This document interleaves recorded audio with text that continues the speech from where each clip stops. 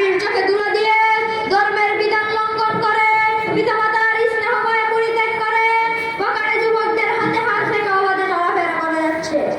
এটাই কি নারী স্বাধীনতা?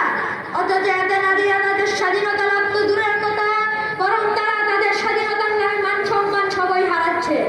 লাঞ্ছিত বঞ্চিত হচ্ছে প্রতিপদে, দর্শন অপহরণ এসিড নিক্ষেপ ইত্যাদির শিকার হচ্ছে প্রতিনিয়ত। এমন পরিস্থিতি আমাদের সামনে প্রশ্ন দেখা দিয়েছে, কেন আজ নারীরা অধিকার বঞ্চিত, লাঞ্ছিত, নির্যাতিত? আর ইসলাম ওই নারীকে কি অধিকার দিয়েছে?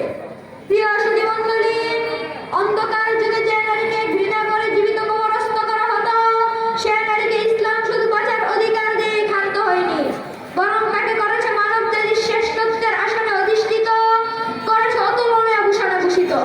নারী জন্মের সূচনা লগ্ন হতে তার জীবনযাপনিকে প্রতিটি পর্বে ইসলাম তাকে অধিকার দিয়েছে। মহান আল্লাহ তাআলা ইরশাদ করেন, ইয়াহাবু লিমান ইয়াশাউ ইনাসান ওয়া ইয়াহাবু লিমান ইয়াশাউ যুকুর। আলোচ্য আয়াতে মহান আল্লাহ তাআলা কন্যা সন্তানের কথা পূর্বেও বলেছেন। মহানবী হযরত মুহাম্মদ সাল্লাল্লাহু আলাইহি ওয়াসাল্লাম ইরশাদ করেন, যার প্রথম সন্তান কন্যা সে সীমাহীন বরকতের অধিকারী। এমনিভাবে নবী সাল্লাল্লাহু আলাইহি ওয়াসাল্লাম আরো ইরশাদ করেন, যে ব্যক্তি তার স্ত্রীর নিকট প্রিয় সে আল্লাহর নিকট প্রিয়।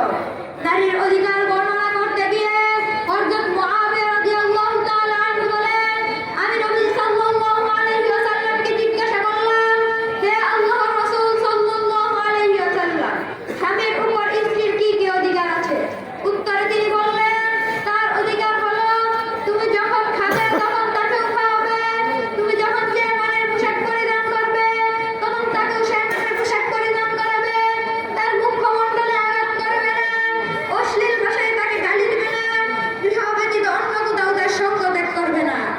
ইসলাম নারীকে অন্যান্য অধিকারের সাথে সাথে সম্পত্তির অধিকারও দিয়েছে। এ মর্মে আল কুরআনুল কারীমে ঘোষিত হয়েছে, ইউসিকুমুল্লাহু ফি আওলাদিকুম লিয-যাকারি মিসলু হাযযিল উনসায়াইন।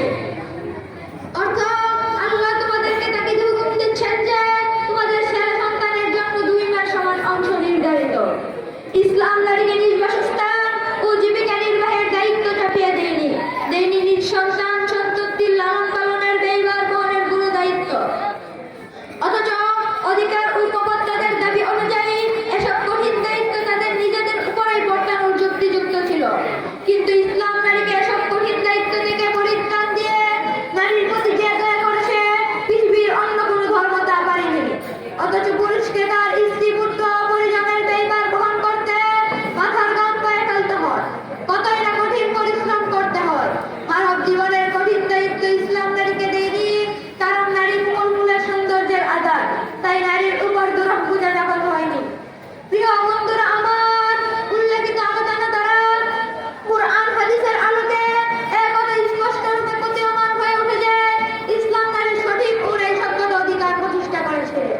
নারীর সার্বিক অধিকার প্রতিষ্ঠায় ইসলামের কোনো বিকল্প নেই। কিন্তু তথাকথিত প্রগতিশীল নারীরা